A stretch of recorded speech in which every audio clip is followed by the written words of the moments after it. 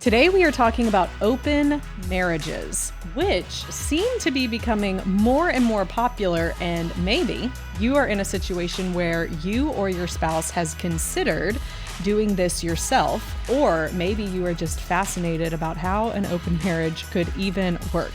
Well, we actually have some experience with couples who have ventured into the open marriage category. Plus, we have some experience with the research that surrounds, are they good or are they not? And that is what we'll be talking about on today's episode of Relationship Radio. Welcome, Dr. Joe, who I have with me as my co-host today. Thank you, CEO Kimberly, my boss that I work for. You could call me Master because I have my master's degree. Okay, Master Holmes. I always say this. People never follow through. Why are masters not called master if doctorates are called doctors? I really have no idea, except for the fact that those of us who had to spend all that money and all that time, all that effort to get a PhD, don't want anybody else to get any credit but us. I'm joking. I'm kidding. I'm not. I'm in the middle of it now and thinking, one day that will be the reward for all of this hard work. It won't be long. You know, Kimberly, back in the 1950s, this thing was called wife swapping. And it became known, particularly among military personnel who had to be deployed a lot. And it happened where that sometimes then it was like, okay, so we need to exchange sexually our spouses, that kind of thing. It was actually called wife swapping. And then later it began to be called swinging, and it got broader into the network of the culture of many countries. And then after swinging, it was called the lifestyle. It was known as that for a period of time, and now it's known by many names. Polyamory, it's known as open marriage, it's open, all those kinds of things. And it's kind of counterintuitive when you read the research about it to find out what kind of people are more likely to participate. Now, this research I'm about to quote is a little dated. In other words, I haven't looked in the last 3 or 4 years. But when you look at the literature before that, you can find a couple of interesting things. One is that the people who get involved in this kind of a lifestyle typically are not who you would think would be in it. So in America, for example, typically we consider people on either coast to be more liberal than people in Middle America, and people in Middle America to be more conservative. Okay, we generally consider Republicans, for example, to be more conservative than Democrats. We generally would perceive Christians as being more conservative than non-Christians, that kind of thing. Yet, at least in the research that I looked at 3 or 4 years ago, we found that there are more people in Middle America than on the coast involved in this open marriage thing. More Christians than non-Christians, more Republicans than non-Republicans. In other words, it's counterintuitive. It's people that you would think, well, these are very conservative people. Why are they doing this? And then another interesting research, this was actually done at a Catholic-based institution, a university sponsored by the Catholic religion a few years ago, where 2 of the professors there actually started doing some research about the levels of satisfaction, happiness, and that kind of thing in married couples who had started into open marriages, which at that time was still called lifestyles. And when they did that, they found that those people were scoring higher in marital satisfaction and higher in marital happiness, those kinds of things. And so their conclusion was it actually makes a marriage better. Now, what makes that intriguing is the fact that it came out of a Catholic university, which would be very much against their beliefs and value system. Now, based on what I just said, you might be thinking, well, good grief, Dr. Beam, you're making it sound like this is a good thing. It's the way to go. No, absolutely not. You said, but you just cited the research. But there's an interesting thing about research, and this is what you'll learn as you finish your PhD that you're working on right now. You always have to look at every aspect of the research to find out, are you looking at the big picture or such a little piece of the picture that your conclusions can't be applied across the board? You would be skewing it. Yeah. Exactly. And so if you only study people who have recently gone into that kind of lifestyle, now they have something that's new. And therefore they may find it very exciting. They may find it very intriguing. If you measure them, it's not unusual to think, well, in the short term, their marriage satisfaction scores do go up. Their happiness scores do go up because they're experiencing something new. But if you really wanted to understand the true effect of it, you'd be looking for the couples that have been in it for years, including the couples who abandoned it and trying to find out why. So you can't just find out answer in a short-term study of people newly involved. You have to actually do a broader and bigger research. Now, Kimberly, we've been working with couples since 1994, okay? You were very young back in those days. I was young. Very young. I was alive. I look younger than I am, just so people know. She was alive.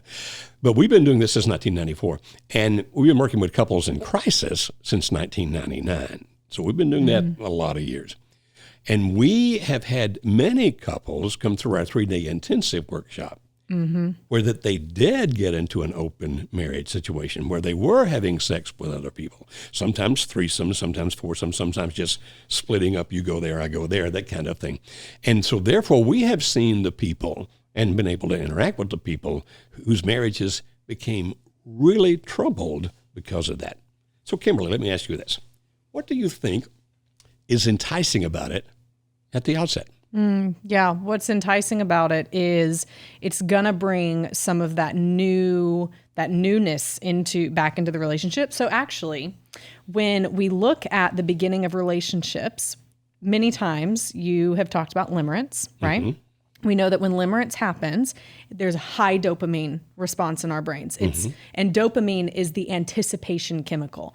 It's not really the pleasure chemical, although people sometimes call it that. It's the anticipation of pleasure chemical. And so we chase that in a new relationship.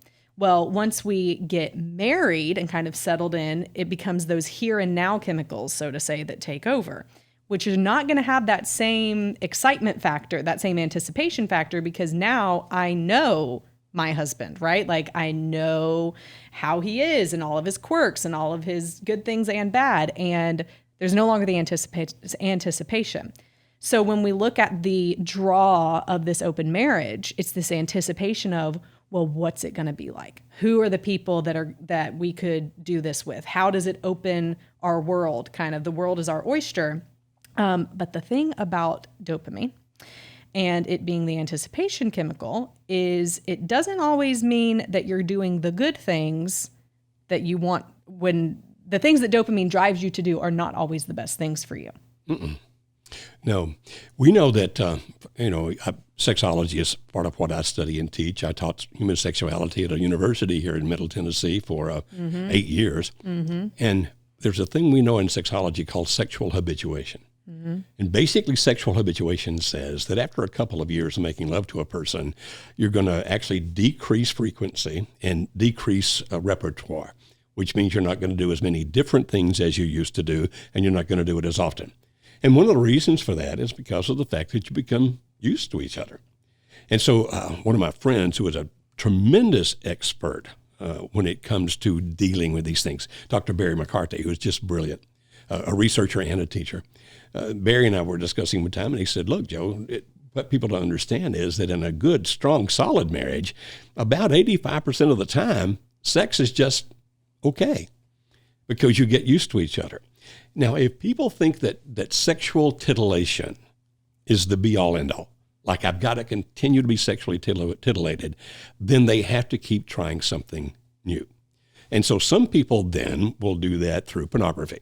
This is some way to at least vicariously explore something new. Other people will actually go a step further and get into the open marriage kind of thing, where it's like, if I have sex with this person, and that person. But understand, that's what it's about, sex. It's about the sexual thrill. Now, I'm not saying that sex is not important. I'm not saying that a sexual thrill is not something that's good. What I'm saying is what you sacrifice is relationship. Because the way we're designed, now, if you believe in God, God designed us this way. If you don't believe in God, then nature designed this way. But the way we're designed is actually to have a committed relationship with another person so that we can raise children in an environment where they have stability and are taken care of by a mom and a dad, those kinds of things. We're made in such a way as to propagate the human race, keep us going in a way that's safe and stable and those kinds of things. And if it becomes just about sex, then you're going to be constantly chasing the new thrill, constantly chasing the new thrill. So that one guy who was into open marriages actually told me once, Kimberly, he said, I go to church and they want me to tell my 16-year-old daughter that she should save herself for marriage and be true only to one man after she marries. He said, what I want to tell her is she should have sex with as many guys as she wants to for the rest of her life. Oh my gosh. This was a father talking about a 16-year-old daughter. And of course, when I got to dealing with him, interacting, I began to find out why he felt that way, which is more involved than for us to talk about right here.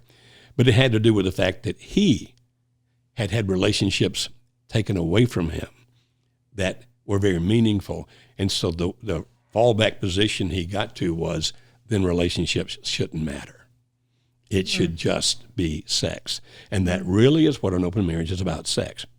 But what we see is that because people are made to have relationships, okay, that people who get into an open marriages sooner or later, and we've seen this so many times. It can start great, but over time, one or both of them will begin to not only feel jealousy, not only feel maybe anger at times, because guess what? One of those people is going to fall in love with one of the other people in this open thing, in this open marriage and whatever they're doing. And so there was one girl, I remember she called into our radio show. This was a couple of years ago when we were doing it. And she said, my husband was, he was bored. He was wanting some passion. We were wanting more excitement. He wanted to do an open marriage. I agreed. At first it was great. Then he fell in love with the other woman. And now it's not great. And I want out. I want this to stop. But if he doesn't want to stop now, because he's getting the best of everything. In his mind. Yeah, exactly. To say, in his mind. And so there's hurt feelings. There's lack of trust that ends up coming from it. It goes against, like you said, everything we are built for, to be seen, to be loved, to have attachment, to know that someone's always going to be there for us. All of that falls apart when this, and what makes it worse is it's been allowed. And so it's different. It's a type of affair, but it's different than they went out and cheated on me. And now there's just this whole other level of shame that I'm sure she had of, how did I even allow this to happen? And how do I get this to end? Because I agreed to this. Right. We see that kind of thing all the time. It's a matter of, as you said, sometimes jealousy. I'm not as pretty as she is. I'm not as handsome I'm not as endowed as the other person might be, et cetera, et cetera. And even if it hasn't happened yet, if you say, I'm watching this, but we've been into the lifestyle now for about 5 years, and neither one of us has fallen in love with anybody else yet. If that's the case, it doesn't mean it's not going to happen. As a matter of fact, if you've gone 5 years, it's kind of an anomaly, I would think. But if indeed you continue this lifestyle, then you continue to have the great possibility that one of you is going to wind up wanting to be with somebody else because he or she is a better lover or because they relate to them better in some fashion, et cetera, et cetera. And so we have seen so many of these where they wind up coming to our workshop saying, help us save our marriage. And if they're talking to me before they come, I always ask the question, are you going to give up the lifestyle? And if they say, no, we want to stay like this, my response is, I think I would save my money and save my time and not come to the workshop if you're going to continue to live this lifestyle. Because even if we help you work it out now, it's going to happen again. Human beings are made to reproduce other human beings in an environment where that our children are taken care of. Now, if that doesn't sound exciting, it's not as exciting as having a wild and woolly sex life. It's not, but it's fulfilling. And it's meaningful to the core of your being. It keeps society functioning in the way that it should function. If you don't believe that, look what's happening to society today around the world, where relationships are falling apart at rapid rates and high numbers. And look what it's doing to our entire cultures, not just American culture, cultures all over the world, and see how they're changing in ways that very, very few people would say, that's a good change. Now, have some good change happened? Sure, some good changes have happened. But we see more crime. We see people less and less inclined to want to be in a long-term relationship. We see, well, Kimberly, you're the expert on all those things. So the bottom line is, you may be able to enhance your sexual thrills for a while if you go into the open marriage, but the ultimate result is... it's relationship destruction. And when we as society, which has been happening for several hundred years now, when we put happiness equaling sexual freedom, whatever you would put that as. Actually, the other way, sexual freedom equals happiness. That's how people tend to think. Yeah, exactly. When that is what makes me happy, then you're going to chase the things that ultimately are destructive long term or to your relationships, because all I'm focusing on is my sexual happiness and that mindset. And that is what is so, and that's what this is. That's what open marriages is. I'm looking for happiness, and this is the way I'm looking to find it. And it's only going to last a short period of time. And so trust erodes. Absolutely. Because trust is based on believing that my spouse is going to make the best decisions for our relationship over time, like over and over and over and over. Mm-hmm. And so trust erodes. Mm-hmm. And it's sad. Because I realize that your relationships are mostly made about your sexual thrills. Mm-hmm. Now, if you're saying, but wait a minute, are we just going to abandon sexual fulfillment then? No. What you'll need to understand is that you can actually develop a level of sexual relationship as you get older and are committed to each other that doesn't have the same kind of thrill, but has much, much more fulfillment. Mm-hmm. That's why Snarsh wrote that book, Passionate Marriage, years ago, based on his research, that actually it's in your 50s and 60s, you're going to wind up having the best sexual relationship in your marriage because of the fact that so many other things that have been taking your attention begin to fade away, and you begin to focus more on each other. And so it's not as much of a sexual thrill in the sense of newness. It's more sexual completeness, fulfillment, where it's like, this is the way it was meant to be. So I guess we're not recommending open marriages. Would that be correct? That would be highly correct. For the record, we do not recommend open marriages. However, as we wrap up, for the people who are listening to this and they're saying, okay, I hear what you say. We're made to have this one-on-one monogamous committed relationship. But what about the polygamy in the Old Testament for people who are people of faith? Mm-hmm. Well, without getting into a deep theological discussion, we're talking about a period of time where the women far outnumbered the men. And men were often in battle, often in war.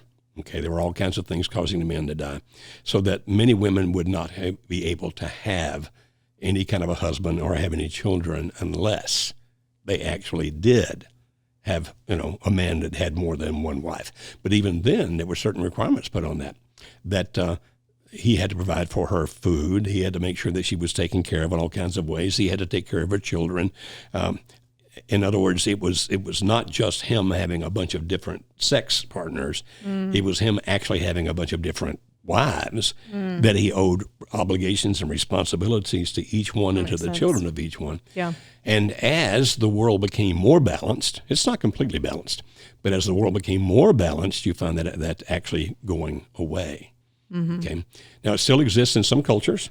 In the United States, I think in nearly every state, if not every state, it's illegal to be married more than one person.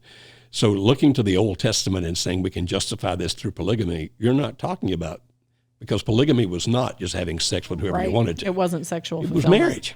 Right. It was provision. Mm-hmm. It was relationship and all of those things. Exactly. Makes sense.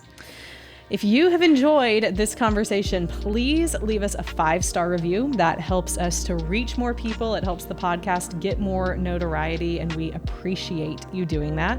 And for more information about what we do at Marriage Helper, you can go to marriagehelper.com and see a whole bunch of things that we can do to help you and serve you to support, save, and strengthen your marriage. Well, your one marriage, your single spouse marriage to last a lifetime.